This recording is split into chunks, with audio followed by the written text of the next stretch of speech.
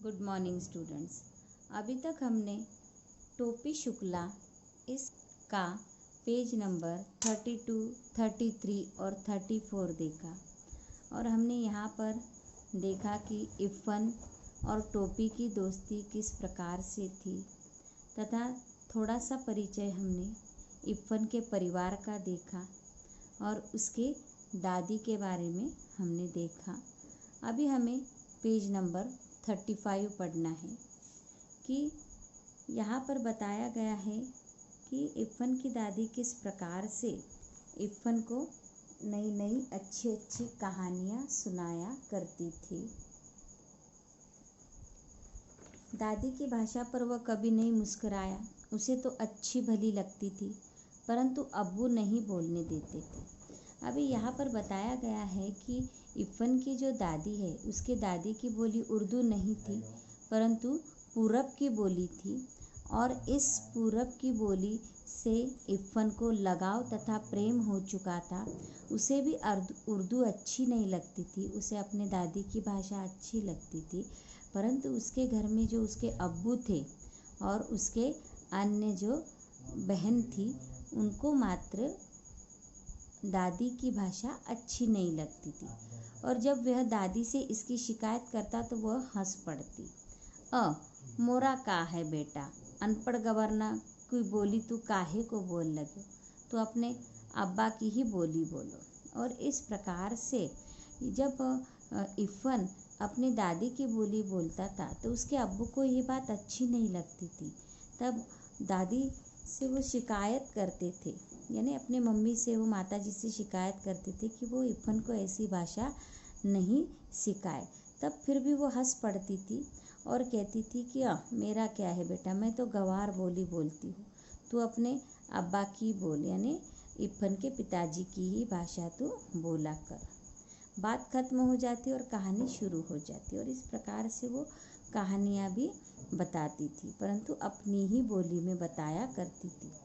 तो बादशाह का किस के तुरंत एक ठो हिरन मार लिया वा, और फिर आगे कहती थी तो इस प्रकार से कि वो बादशाह ने कहीं से तुरंत एक हिरन मार लिया। इस प्रकार से कहानियाँ बताया करती थी और इसलिए टोपी को अपनी दादी बहुत अच्छी लगती थी और यही बोली टोपी के दिल में उतर गई थी। इफ़न की दादी उसे अपने माँ की पार्टी की दिखाई दी। अपनी दादी से तो उसे नफरत थी, नफरत जाने कैसी भाषा बोलती थी। इफ़न के अब्बू और उसकी भाषा एक ही थी। तो इस प्रकार से टोपी भी जब उसका दोस्त बन गया था चौथी कक्षा में, तो टोपी भी उसके घर आया जाया करता था। तो टोपी ने भी उसके दादी की भाषा सुन ली थी। तो टोपी को इफ़न की दादी बहुत अच्छी लगती थी। किसकी तुलना में? टोपी के दादी की तुलना में। उसे अपने दादी से बड़ी नफरत थी टोपी को, क्योंकि वो कैसी भाषा बोलती थी। इफ़न के अब्बू और उसकी भाषा एक ही थी। और इस प्रकार से यहाँ पर बताया गया है कि जिस प्रकार से इफ़न के अब्बू उर्दू भाषा बोलते थे, उसी प्रकार से उसकी जो दादी है उसकी दादी भी हिंदी भाषा बोलती थी। तो अपनी दादी की भाषा और इफ़न के अब्बू की भाषा उसे एक जैसी लगती थी, क्योंकि उन भाषाओं से उसे लगाव नहीं था, बल्कि इफ़न की दादी की भाषा से उसे बड़ा लगाव हो चुका था। इसे टोपी को भी। वह जब इफ़न के घर जाता तो उसकी दादी के ही पास बैठने की कोशिश करता। इफ़न की अम्मी और बाजी यानी उसकी बड़ी बहन से वह बातचीत करने की कभी कोशिश ही नहीं करता। अभी टोपी जब कभार इफ़न के घर जाता था तो उसे हमेशा उसकी दादी की ही भाषा अच्छी लगती थी।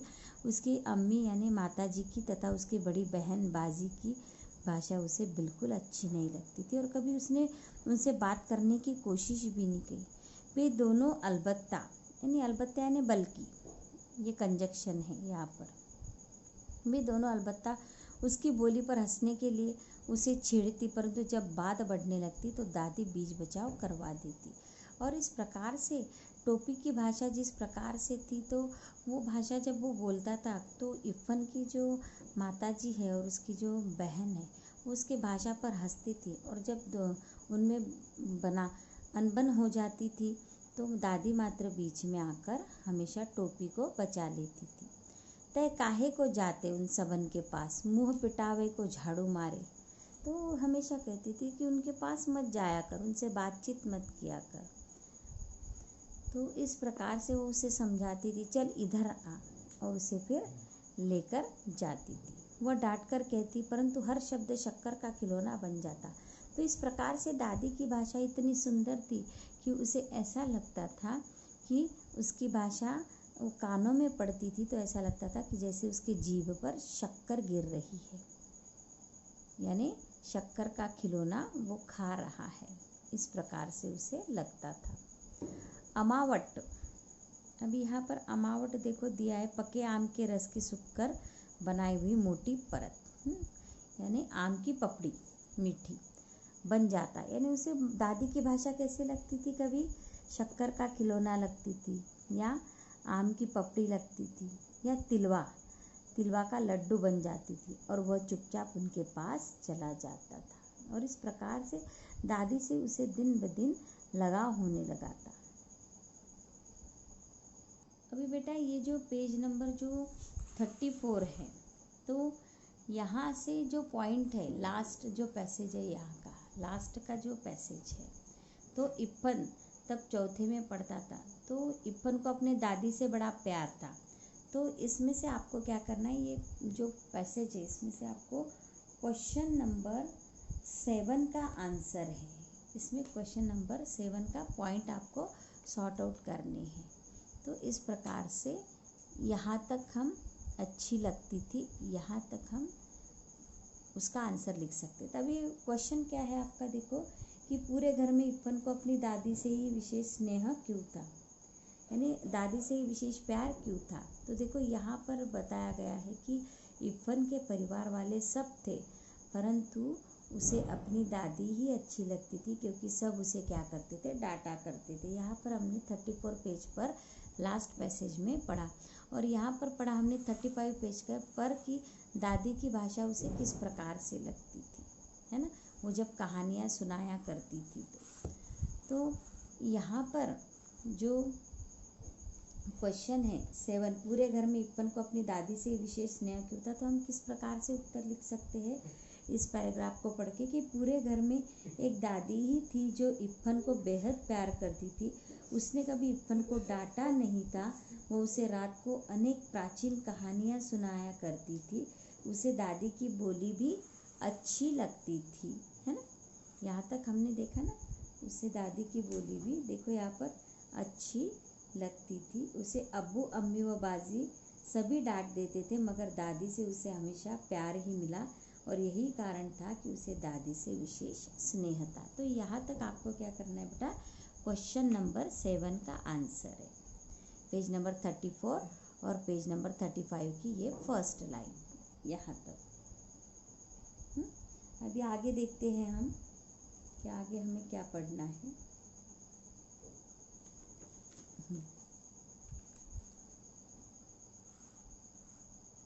फिर उसके बाद उसकी जो दादी है, तो उसकी दादी उसे उस इप्पन की माताजी और बाजी से मुंह लगाना नहीं देती थी, बल्कि उसे बचा लेती थी, और उसे डांट फटकार कर उसे फिर क्या करती थी, अपने साथ लेकर जाती थी। और साथ लेकर जाने के बाद हमेशा उसका क्वेश्चन यानी प्रश्न रहता था टोपी से कि तोरी अम्मा क्या कर रही है, कि तुम्हारी मम्मी क्या कर रही है। दादी हमेशा यही से बात शुरू करती थी, बोले पहले तो यह चकरा जाता था कि यह अम्मा क्या होता है, यानी ये उर्दू शब्द है, तो उसे ऐसा लगता था कि ये अम्मा क्या है, हमारे इसमें तो माता जी कहते हैं, मम्मी कहते हैं, तो अम्मा उसे समझ में नहीं आता था।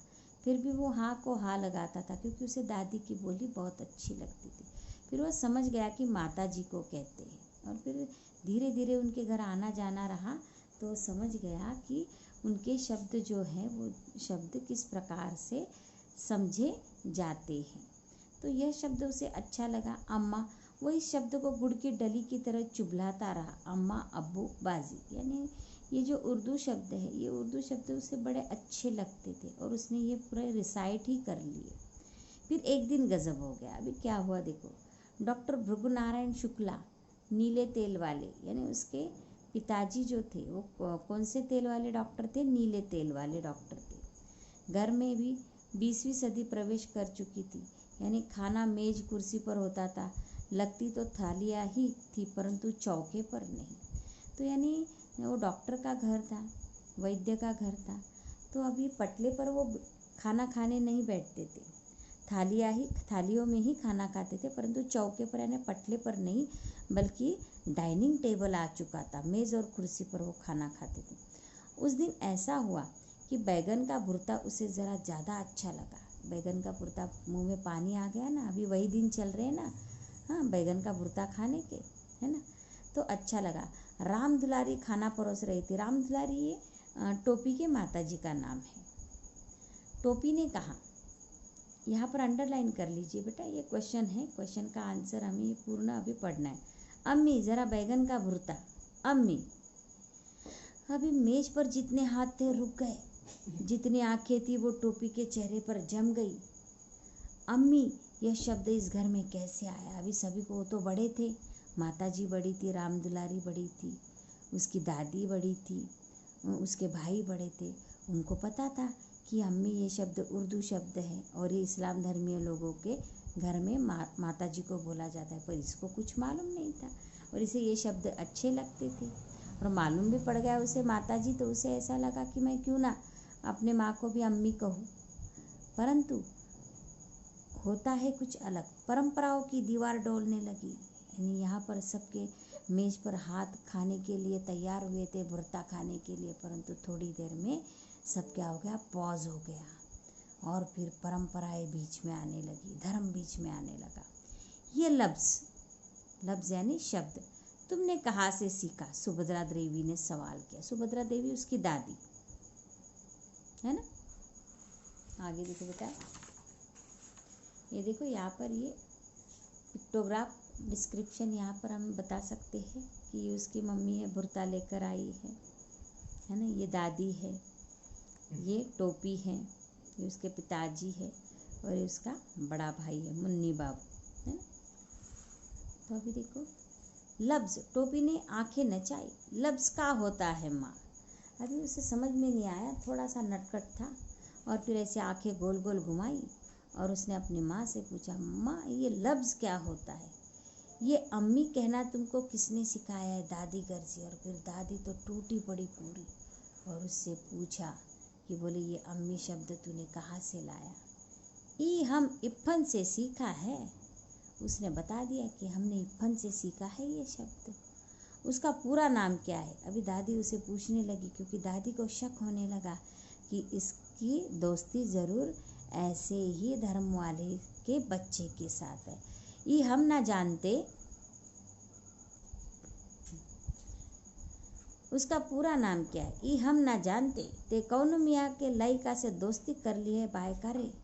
दादी गरज पड़ी, अरे वाह रे वाह, बोले तूने दोस्ती तो कर ली, और किससे दोस्ती की ये तुझे पता नहीं? यानी ये तो कैसी बात कर रहा है कि जैसे ये कोई औरत ही है।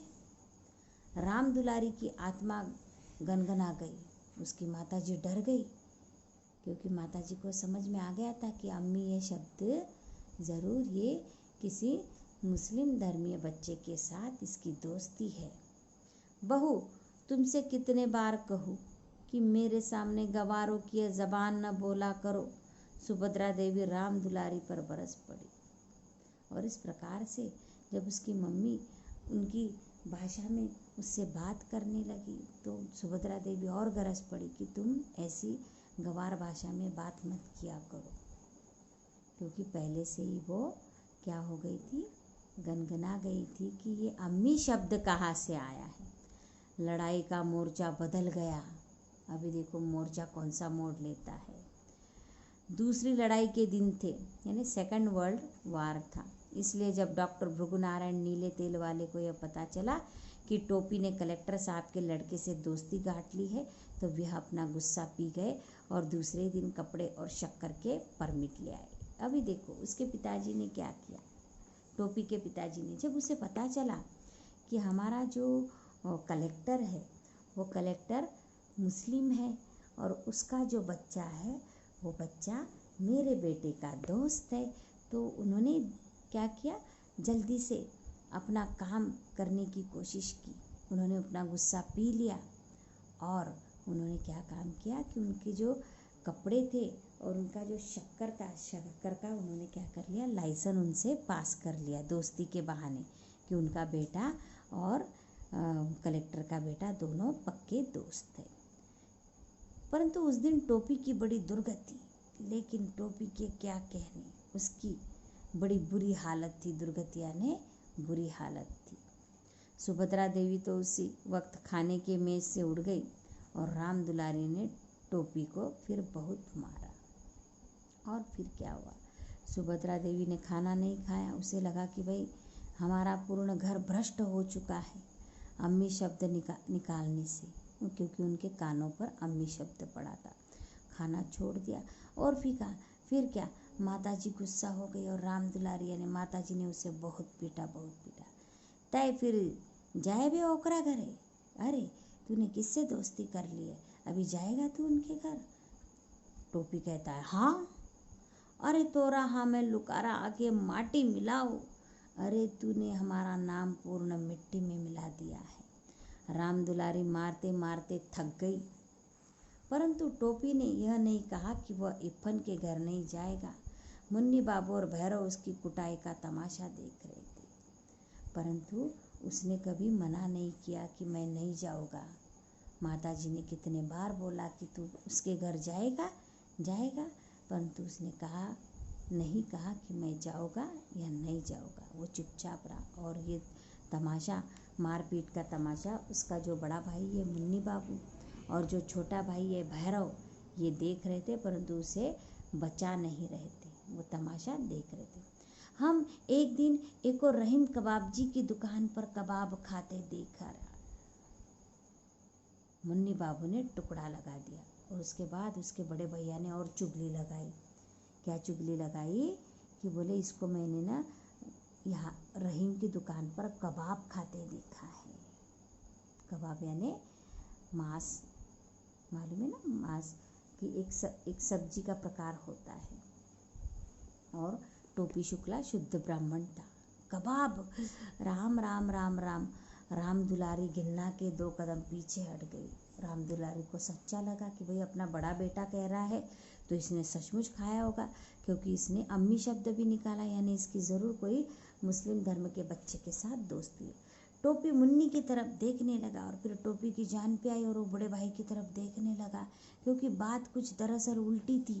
क्योंकि असलियत यह थी कि टोपी ने मुन्नी बाबू को कबाब खाते देख लिया था और मुन्नी बाबू ने उसे 1 इकन्नी रिश्वत दे दी थी। तो बोले उल्टा था कि मुन्नी बाबू को कबाब खाते हुए टोपी ने देख लिया था और टोपी घर में कुछ ना बताए, इसलिए उसने किया था, टोपी को इकन्नी रिश्वत में दी थी ताकि उसका मुंह चुप रहे।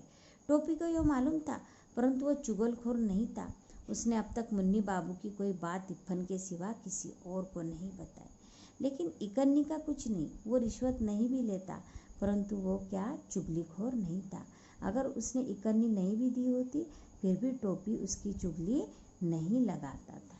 परंतु फिर भी देखो मुन्नी बाबू ने कैसा गेम खेला, और वो टोपी अपनी हर बात किसको करता था, अपना दोस्त इप्पन को, और इप्पन के सिवा वो किसी को नहीं बताता। तू हमें कबाब खाते देखे रही हो, ना देखा रहा ओ दिन, मुन्नी बाबू ने कहा। और फिर टोपी चिढ़ गया और बोला तूने हमें कबाब खाते हुए देखा है क्या? तो फिर मुन्नी बाबू कहता है ना देखा रहा हो दिन, हाँ मैंने देखा नहीं क्या तुझे उस दिन, यानी बिल्कुल सरासर झूठ बोल रहा था वो उसका बड़ा भाई। तो बेटा यहाँ पर जो क्वेश्चन नंबर 4 है ना, क्वेश्चन नंबर 4, तो क्वेश्चन नंबर 4 का आंसर हमें इस पैसेज में मिलता है। पेज नंबर 35 और 36 पर तो ये पिक्चर है और पेज नंबर 37 पर है ना। तो क्वेश्चन क्या है कि अम्मी शब्द पर टोपी के घर वालों की क्या प्रतिक्रिया हुई।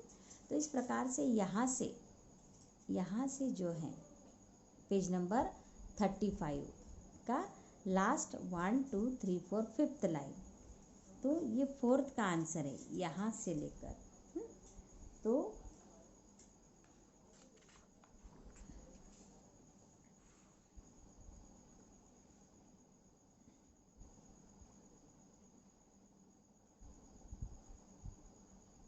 यहाँ तक ये क्वेश्चन नंबर 4 का आंसर।